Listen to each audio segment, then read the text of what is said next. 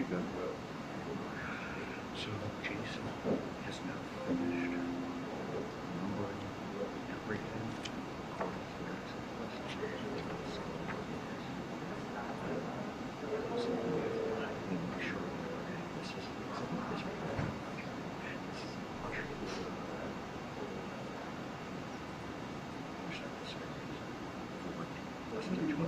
You'd like us to join him in his office?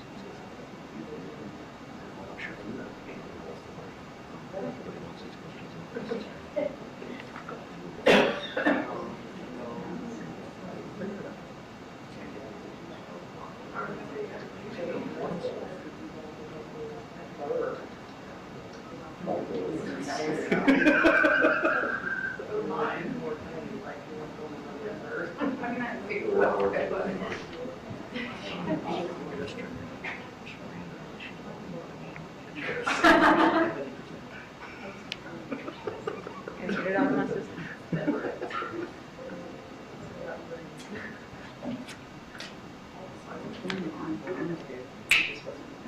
Yeah.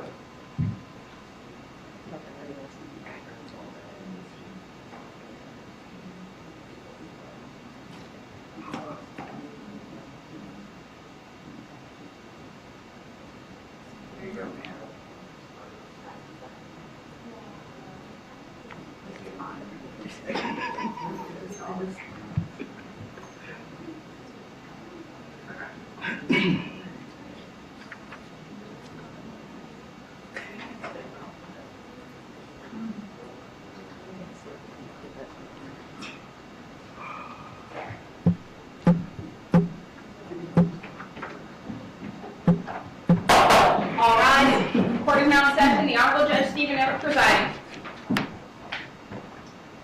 Morning, you can be seated. Morning, Judge.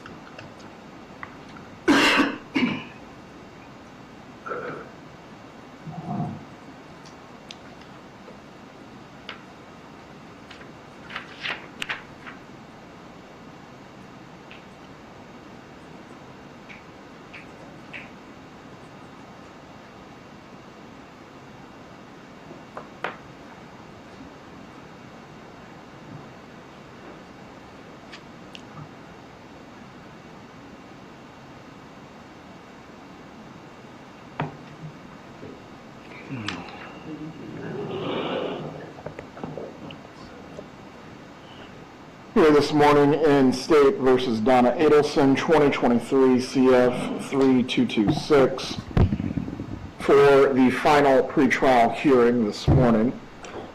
We're going to address all of the outstanding motions and also some matters pertaining to the trial, which is still scheduled for the selection of the jury starting on August 19th. The parties can make their appearances for the record. Georgia Kappelman for the state. Jackie Fulford for Mrs. Adelson. Joshua Zellman for Mrs. Adelson. I believe we have several defense motions to address. Ms. Kappelman, the state has not filed any additional motions in limine that have not already been addressed by the court. That's correct, Your Honor. Right. Let's start then with the motion in limine concerning the court file relating to the dissolution of marriage. Mr. Zellman. Thank you, Your Honor. Your Honor, as is my custom, I lay it out in motion. It's our position that the vast majority of the court file, even with the court taking judicial notice, is inadmissible. It's irrelevant. Paragraph 7 of my motion provides a somewhat comprehensive list of the items that are in there that have no bearing, have no relevance. They're not material in any way to this case. And so we're asking that aside from very limited number of items that the state can establish has relevance and is not barred by hearsay, we're asking that the court exclude that file. Ms. Kappelman, which parts of this file is the state seeking to admit as a part of its case in chief? The entirety. Right, as to the items that deal with, as identified in paragraph 7 of the motion, what exactly would be the relevance first, and what is your argument as to hearsay? For relevance, Judge, it goes to the motive, the level of intensity of this litigation, the volume of the paperwork suggests that it was very litigious and went on for some time. The words that are used are strong, even hateful, and this was a cause that was adopted by the defendant, as the emails evidence will show. So it's important for the jury to understand the foundation of this motive is this litigation that began with the divorce, continued beyond the divorce with the child custody issues that developed later. All right, so in part, the volume of what occurred over the divorce proceedings, you want the jury to recognize this goes to motive in some way. Yes, Your Honor. In reference to hearsay, the items are not being offered for the truth of the matter asserted. There obviously was a litigious divorce, but it's being offered to show the effect on Ms. Adelson. These items were shared with her. The evidence intends to show she was very involved in the pleadings. She was sent the pleadings and offered detailed responses for how Mrs. Wendi Adelson should respond to the pleadings. So it's very bound up in the state's theory of the motive for the case. All right. Mr. Zellman, as to your client's emails to her daughter as this litigation was going on, are these contested in any way? With respect to the initial dissolution proceeding, no. However, in reviewing the emails, the post-dissolution matters that were filed by Mr. Markel, there's no evidence in those emails that those pleadings were shared with Mrs. Adelson. And so certainly, if the state's theory is that it goes to the motive, and that's their way of getting around hearsay, they have to establish that the pleadings were sent to her. My review of the emails show that did not happen. So they can't go to show my client's motive if she didn't receive that. All right. As to any pleadings that correspond with emails or communications that were made by the defendant and otherwise demonstrate her role in or some part in the divorce case, as to those, I'm going to rule they are admissible. The pleadings themselves, if they're being offered not for the truth of the matter asserted, but to otherwise demonstrate motive or intent, those are admissible. However, Ms. Kappelman, as to the bulk of the file itself, I do believe the defense is raising a clear point on this. Absent a connection or a nexus between the defendant and specific aspects of the divorce file, what is your argument concerning it? There are pleadings in there that are not necessary to show the motive, but I did offer the exhibit itself in its entirety to demonstrate the bulk. If Your Honor is not inclined to allow those pieces of paper that cannot be directly connected to the defendant, may I be permitted to show the exhibit as a demonstrative to the witness to verify that that is the entirety of the divorce file? It is permitted as a demonstrative. You may also ask questions that generally deal with the amount of filings and also the volume of the case, but ultimately as to responses for production or mediator notices, I'm inclined to agree with the defense as to that point. If there's not either a relevant connection or a nexus between the defendant's actions and then what occurred in the dissolution of marriage case, all of it does not come in as substantive evidence. But I do want to make clear on this point, Mr. Zellman, as to what the witnesses will testify to, and none of us will know this until the evidence actually begins. This file can be used for purposes of impeachment, and it can also be used for purposes of rebuttal. Depending on what the witnesses say, what might be not a part of the state's case in chief may still be available to them through other means that are permitted by the rules of evidence. Is everyone clear on those? Yes, sir. Yes, Your Honor.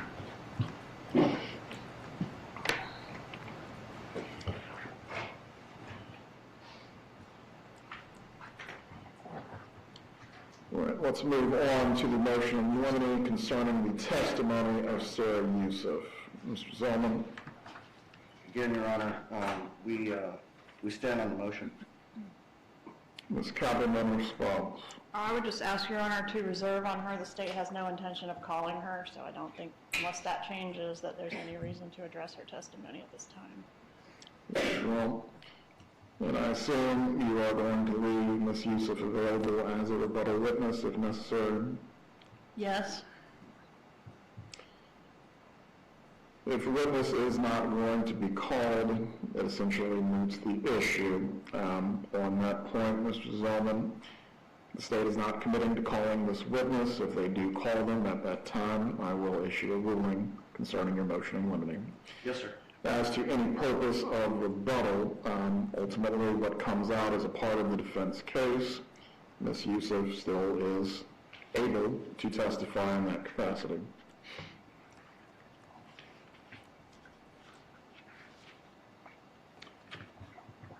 All right, the next motion in limine concerning the testimony of Stephen Webster.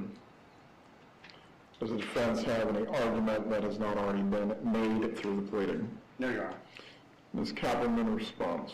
Judge, I agree with some of the defendant's motions. I don't think Mr. Webster can offer opinions. For example, his testimony, of course, will be governed by the same rules of evidence that every other witness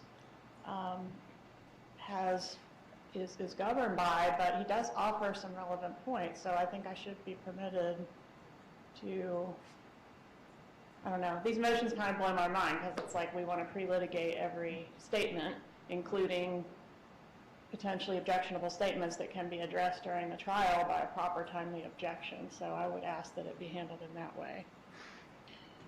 All right, concerning the testimony of Mr. Webster, Mr. Webster, in his capacity of representing the deceased, certainly can testify factually as to what his involvement was with the divorce case, and also he may testify concerning the nature of the proceedings as to any opinions that go beyond that. Ultimately, I think that's where we are going to have to get into what is being asked and what would be the response that ultimately the defense would find objectionable. But generally, as to any opinion that Mr. Webster cannot give without a proper foundation, I think it's settled as a matter of evidence that no witness gets to generally opine on matters in which they are not qualified to testify to. Is any other ruling being sought concerning Mr. Webster beyond that by the defense? Well, yes, Your Honor. In prior trials and in deposition, Mr. Webster testified about statements made to him by Mr. Markel. Those are hearsay. There's not an exception. Those statements weren't shared with anyone else, certainly not my client. Those were statements that were made during the meeting in May of 2014 that Mr. Webster. There's no exception that I'm aware of under the hearsay rule for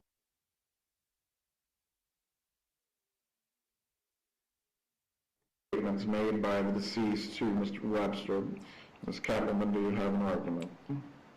I think I agree in general that those statements would be hearsay. I don't recall what my theory of admissibility was in prior trials, but I would agree to approach if I intend to elicit a statement made by Mr. Markel to his attorney and offer my theory of admissibility prior to asking the question if I decide to do that in this trial.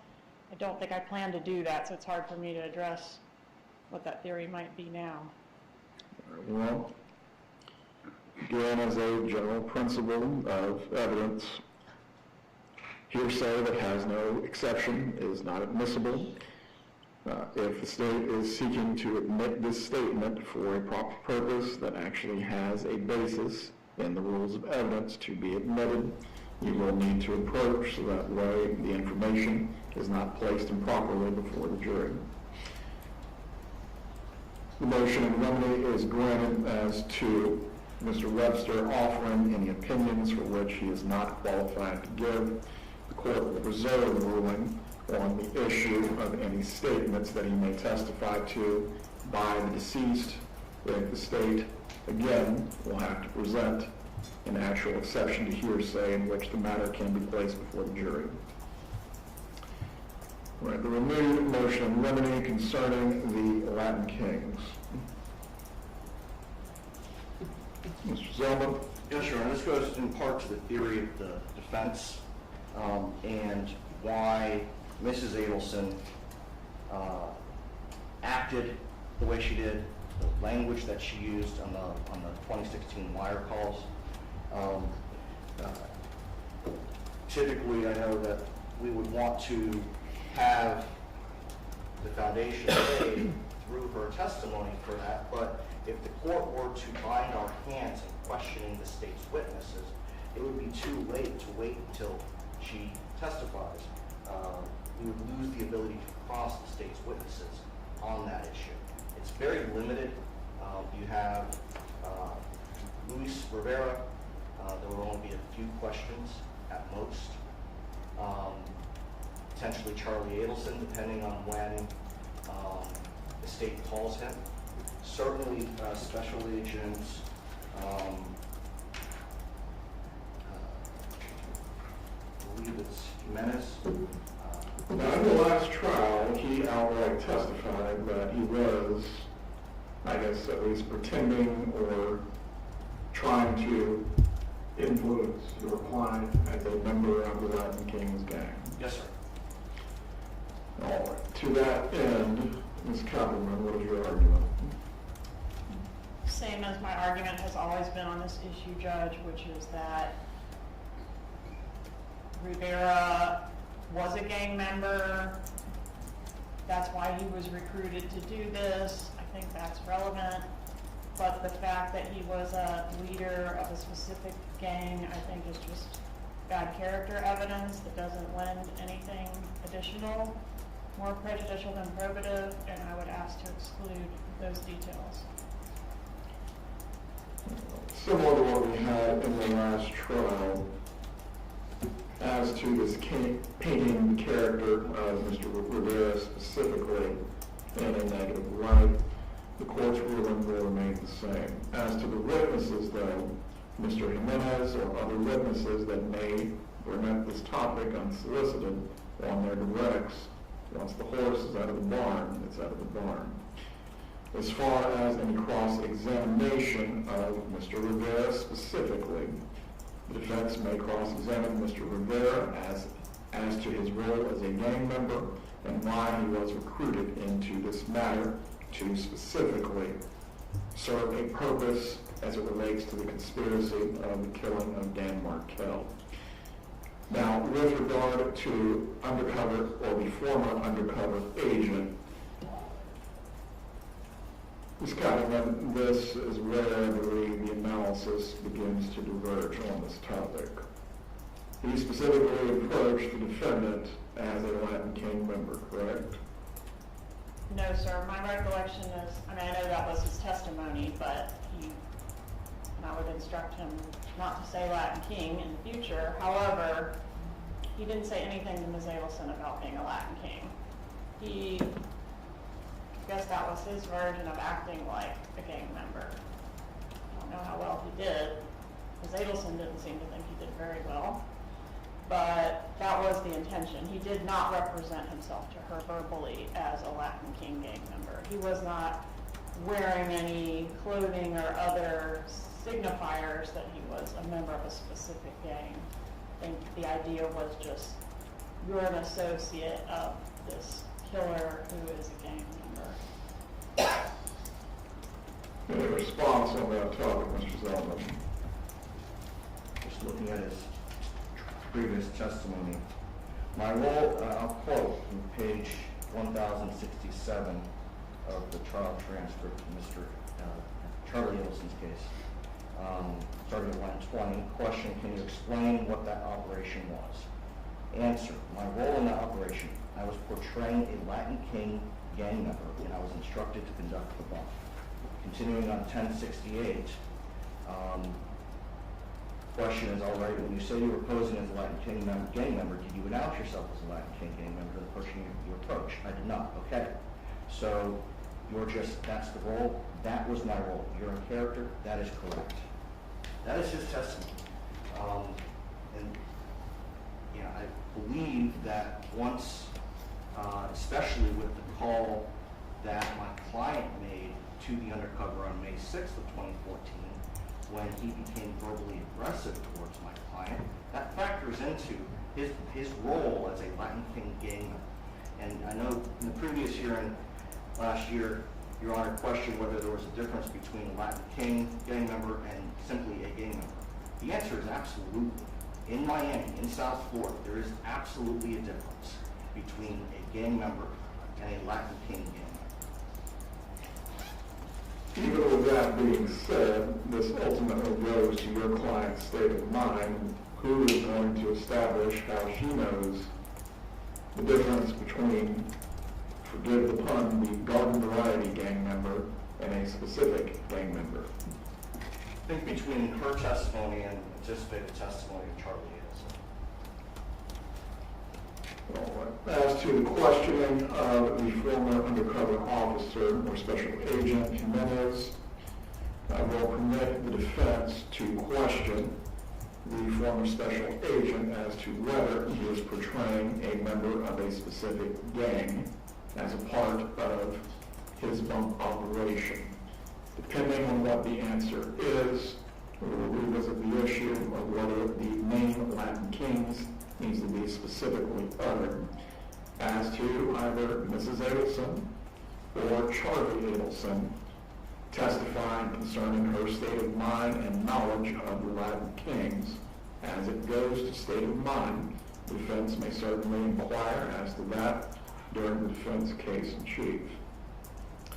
As to Luis Rivera, the court's ruling will remain the same as to his leadership role or specific affiliation.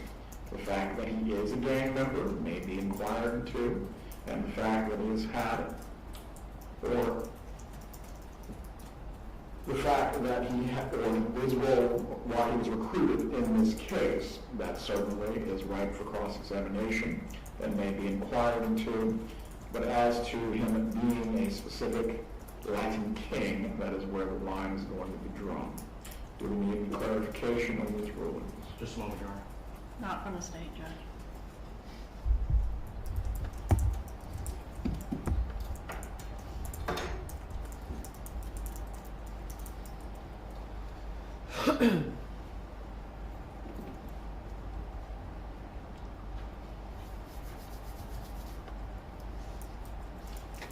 So the concern we have, Your Honor, is that Mrs. Adelson, part of her state of mind, her level of fear, is that it's not just that she learned he was Latin King, but that he was the leader of one of the branches of the Latin Kings in South Florida.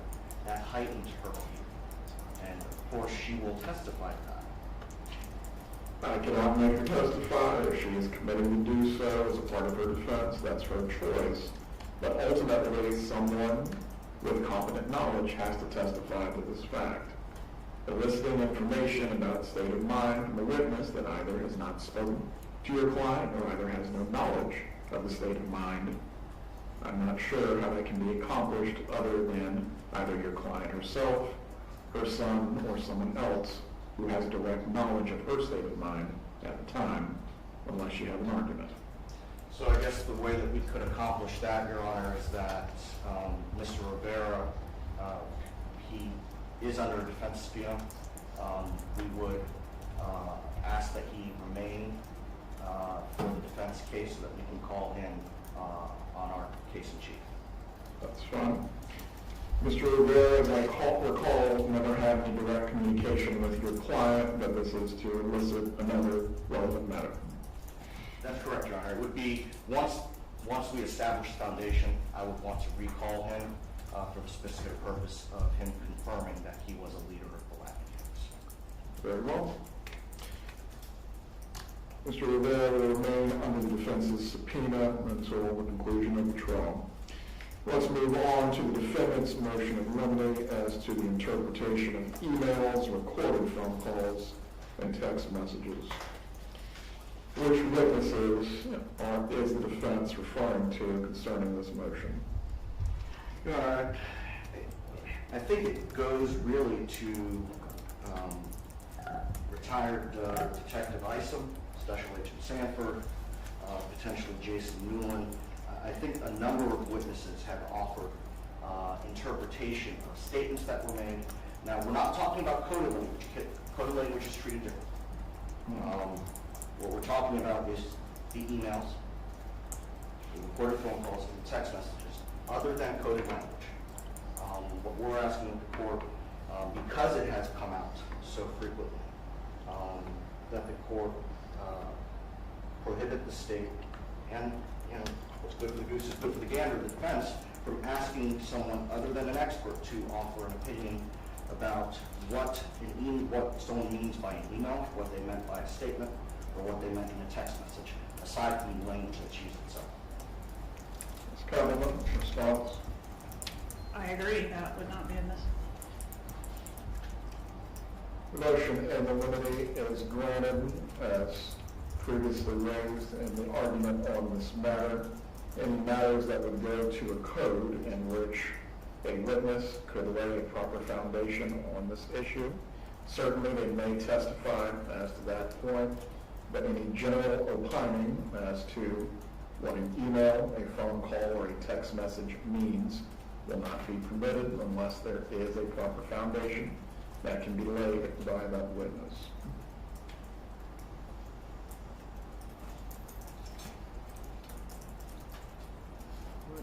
Next, the defendant's renewed motion in limine concerning travel as consciousness of guilt.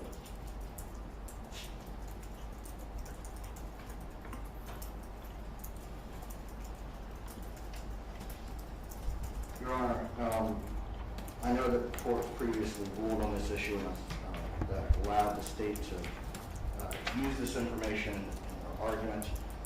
The new information, as I've laid out in paragraphs 4, 5, 6, and 7, I stand on the motion. Those additional pieces of information had not previously been provided to the court, and I think that it's significant because it goes to her state of mind for making the travel plans, and for going to the airport, and for stepping on the jet. If I'm recalling prior counsel's argument correctly, Mr. Rashbaum did raise the fact that there was no legal process, subpoena, or warrant for your client, correct? I believe that's correct, Your Honor. So, response, Ms. Cumberland? Judge, I don't think this is new information. This was never disputed. I don't think it changes the analysis.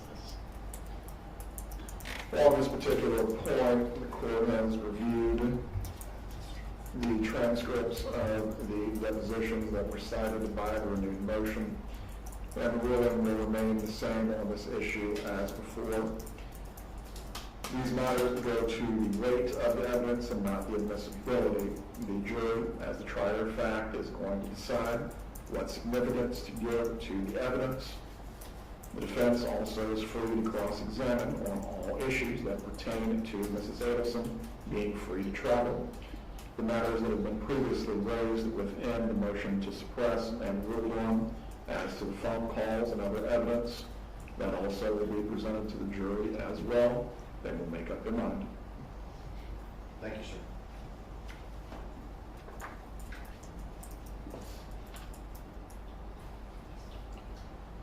Well, I believe that covers the defense motions.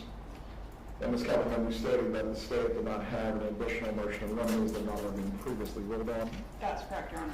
Judge, there's one additional one also filed on July 21st concerning the opinion testimony of Jason Newell and Patrick Sanford. Yes. Go ahead as that motion. Sorry, Your Honor. I'll stand on the motion. Ms. Cattleman, response? Judge, the defense elicited personal opinions of these witnesses at deposition about the lawyers and their ethics and how they think they might have been involved in the new investigation, and now seeks to suppress those opinions, which are clearly inadmissible. I don't understand it. I don't know why we're doing it. I would never elicit such a thing. Well, Ms. Cattleman, even though it might be inquired into at deposition, ultimately, if there's a basis to exclude it pre-trial, that's why it's being raised now. Of course. There is no reason to elicit it at deposition, and it could never be admissible at a trial. So we're just wasting paper and time with these motions. No objection. The state is conceding the issue. The motion is limited as to any opinions that would be offered by either investigator Newland or Special Agent Sanford. Again, there must be a proper foundation for them to offer an opinion on a subject. If they don't have the ability to do so, it cannot be presented as a part of the case in chief.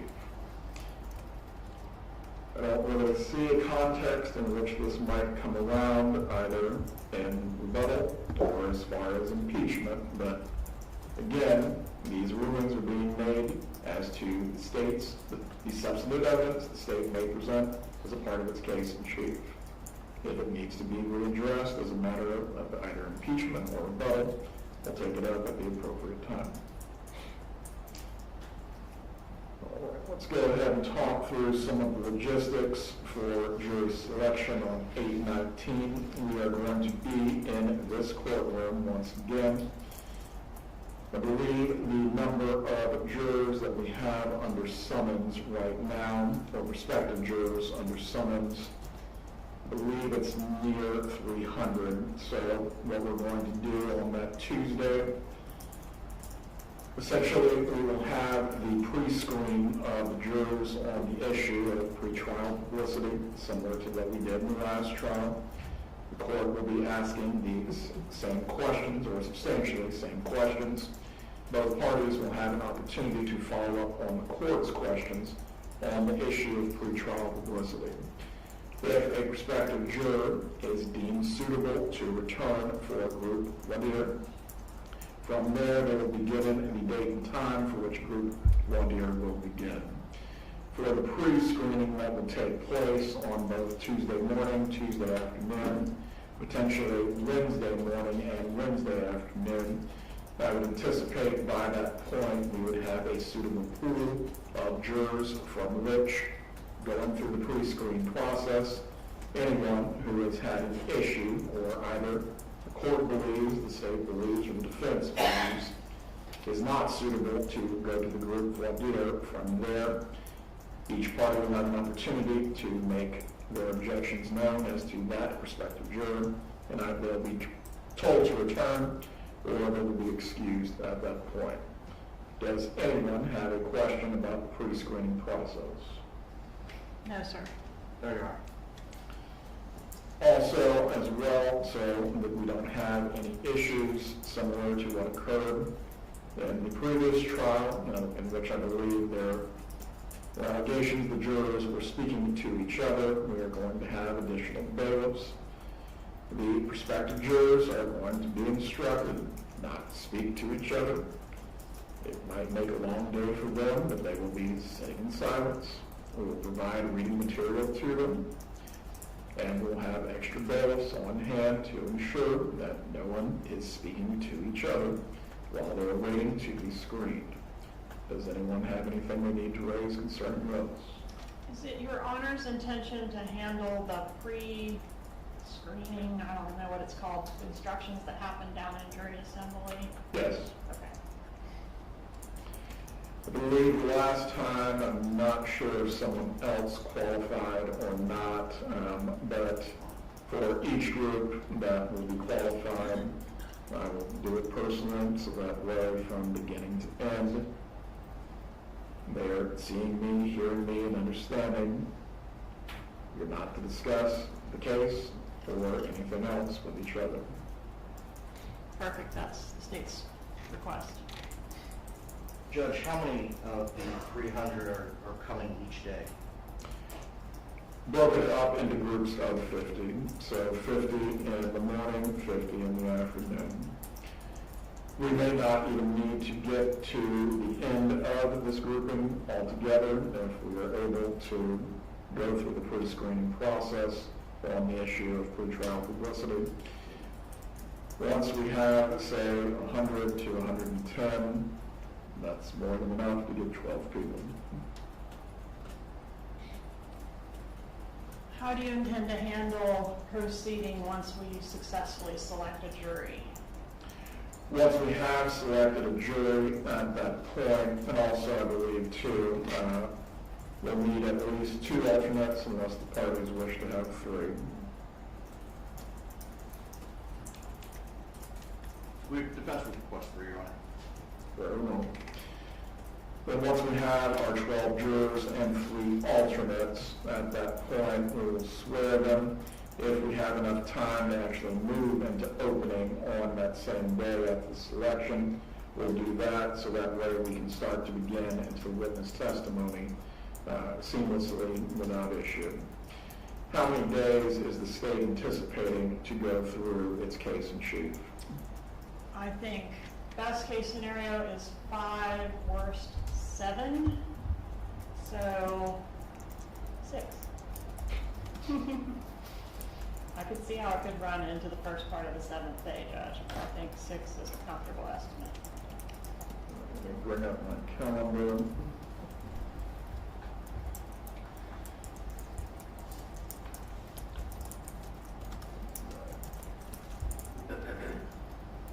Assuming that we have a jury by Friday the 22nd, we'll know that in place August 25th through September 2nd as the state's case in chief. I think there is a holiday on September 1st, correct? Yes, sir. Yes, sir. Is anyone volunteering to work on Labor Day? Jackie is. I need one other hand, unrelated on that side of the table. Thanks. It is a holiday for the workers of the world, but we cannot forget that we have a trail to finish. All right, 8:25 through 9:02, then we're estimating as the state's case in chief. How long is the defense estimating to present any case that it wishes to do so? Can I weigh in on that before they speak, Judge? We have historically picked a jury in 3 days at the longest. Twice we did it in 2 days. So my suggestion would be to start on Friday. We could even do openings as early as Thursday, if Your Honor was willing to entertain that. I know that's not the defense's request, but that would be the state's request, just to move it on as quickly as possible. Well, for the openings only, does the defense have a position concerning this? Good. We don't want to make the openings unless we have a great deal of time after we pick the jury on a particular day. We would prefer to do the openings the next day. So you're not asking to defer your opening to your case, you just don't want to open on the same day? It's going to depend, Judge, on your ruling on the additional motion. All right. On that matter, again, depending on where we're at time-wise, I'll just instruct both parties to be prepared to potentially give their openings. I'm not going to place a time limit on the opening statements, but obviously, well, each party will be the captain of its own ship as to how you will captivate the jurors. Is either party expecting their opening to go beyond 30 minutes? Depends on your ruling, Judge. Ms. Calvin? Yes, I think it could be up to 45 minutes. It's not going to be different than it was previously, but I'm sorry, I don't know how long it was. I would say 30 to 45 is a comfortable range, Judge. Well, as to the defense case, once we are finished with the state's case, how much time are you estimating? It depends on your ruling, Judge, but anywhere between 4 and 6 days. 4 and 6 days. So that would place us then around the week of September 8th.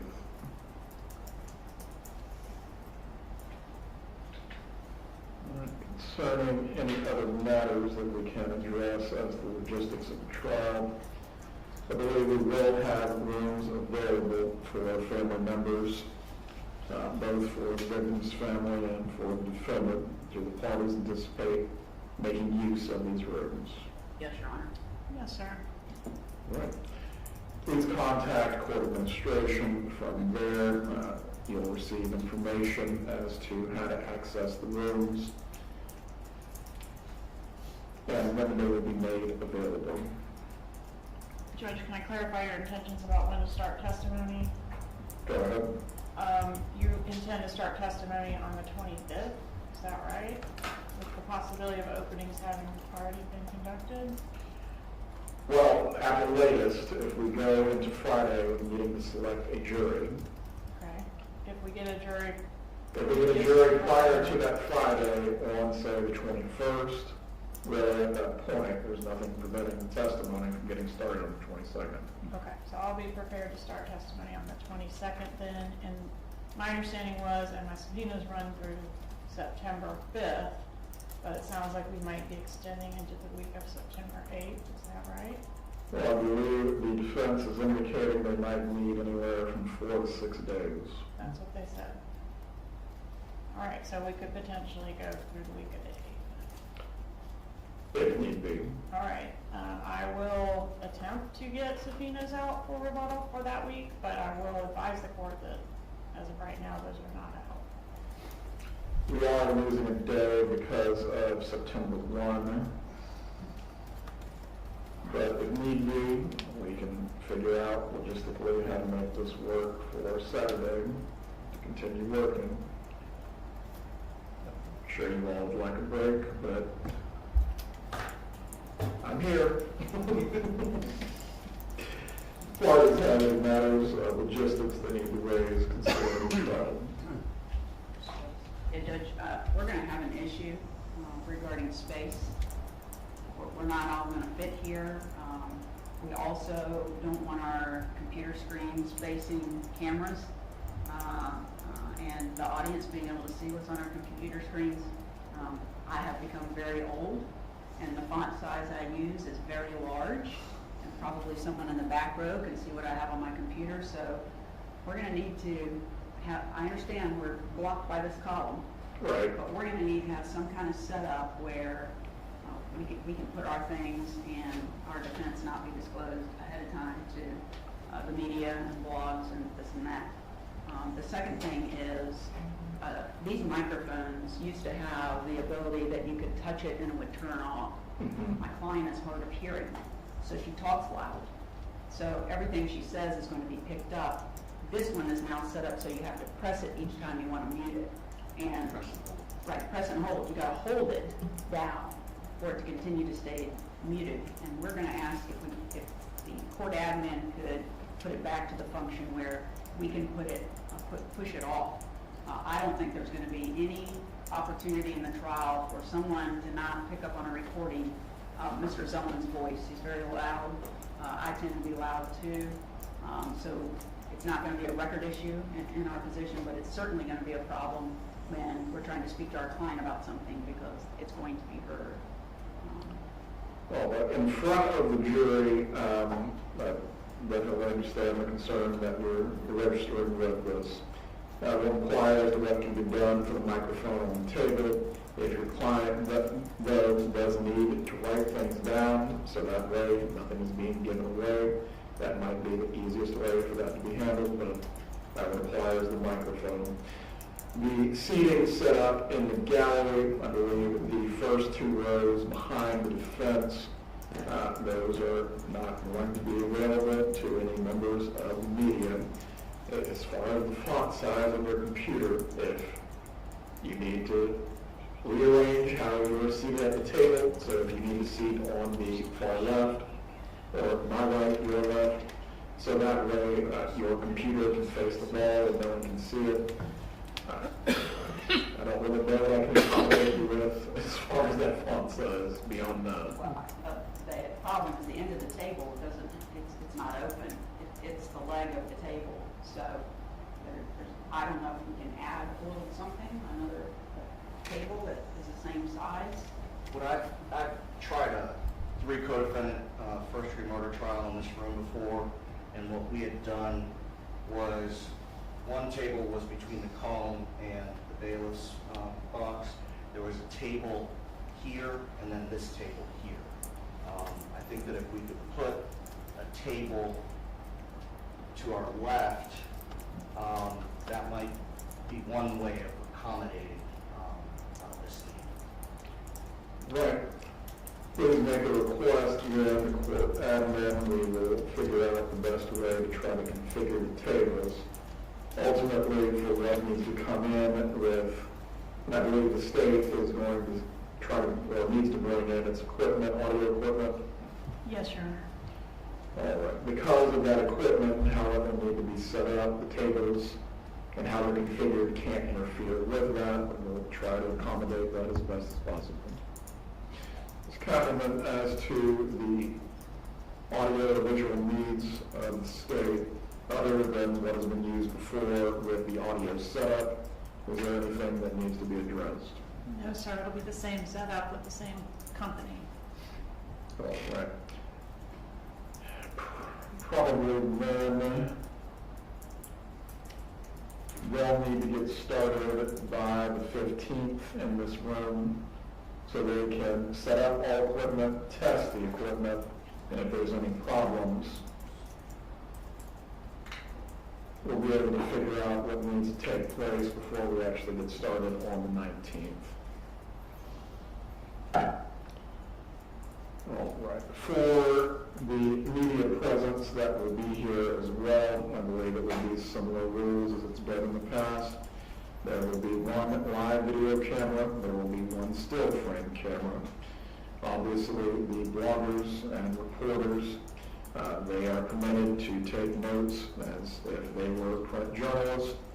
But the initial rows behind the state, Ms. Kappelman, I assume the victim's family is wishing to appear. Yes, Your Honor. All right. They will receive priority seating with regard to how they're positioned in the gallery. After that, it will be free to the public and the press to seat in all areas that are available. Does either party need to be heard concerning those? Your Honor, we're also going to need space for our client's family and friends who are going to be coming to support her as well.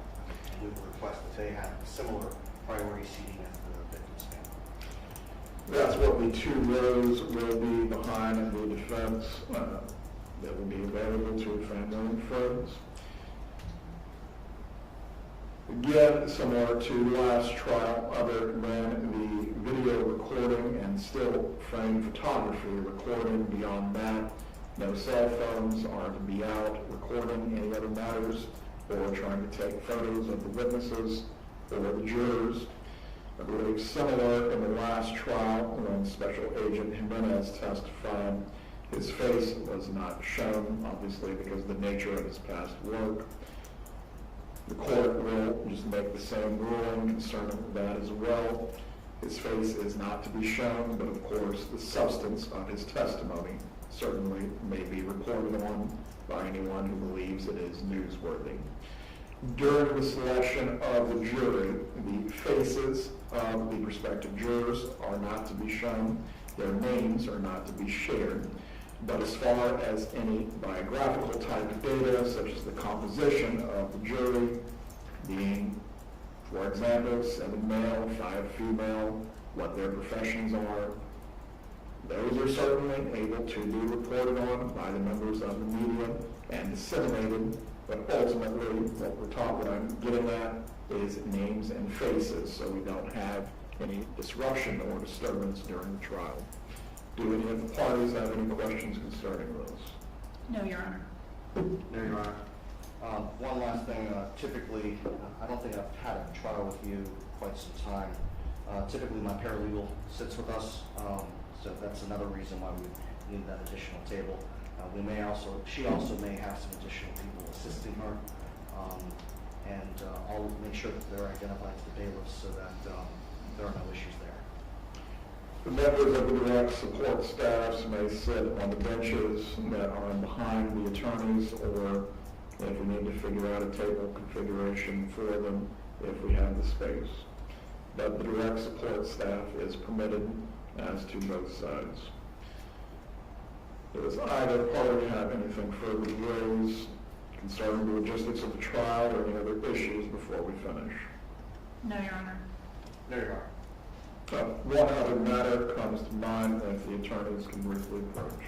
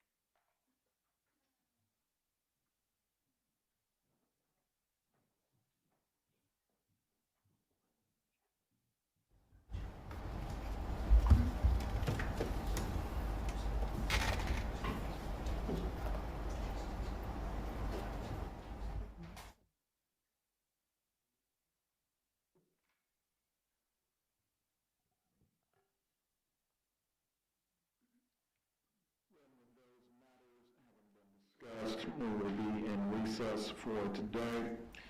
The jury selection will start August 19th at 8:30 in the morning after the initial group of jurors has been qualified. From there, we will move into the pre-screening process as previously discussed. Have a good day, everyone. Thank you, Judge.